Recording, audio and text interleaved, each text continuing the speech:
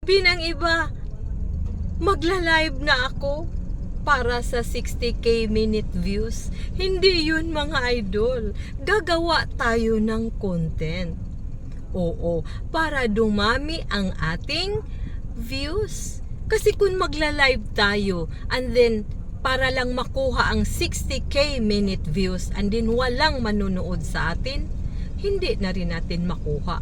Importante habang nagla-live tayo, may makukuha tayong viewers.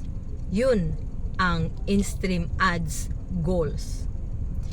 Goals ang sinasabi ko dito kasi dapat may layunin tayo. Ano ba ang layunin ko para makamit ko ang in-stream ads na minimithi ng bawat isa sa atin?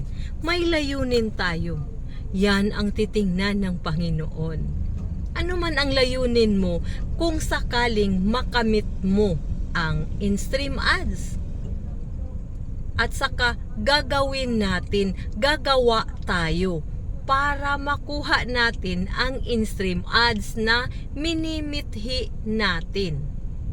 Siyempre, makaabot tayo ng 5,000 followers at 60k minutes viewed. O hindi yung nagla-live lang tayo na wala tayong content. Gagawa tayo ng content na yung mga tao magstay talaga sa live natin para madali na din makuha ang 60k minute viewed. At the same time, marami ang mag-follow sa atin. So sabay-sabay na yung dalawa na makamit natin para ma-invite agad sa in-stream ads, mga idol. O diba?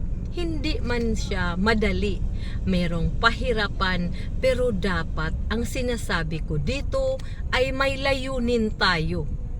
Layunin ba natin na magkapera lang pansarili? Or layunin natin na makatulong sa ating kapwa, na magbigay tayo, maghatid tayo ng impormasyon na nakakatulong sa ating kapwa, mga idol.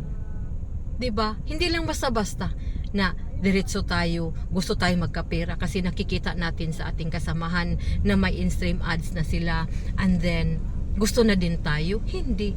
Unahin natin ang ating layunin. Ihingi natin sa Panginoon kung ano ba talaga ang layunin natin. Saka na tayo mag-isip ng income dito sa in-stream ads, mga idol. Diba? So yun lang. Sana makatulong at mag-iingat po tayong lahat.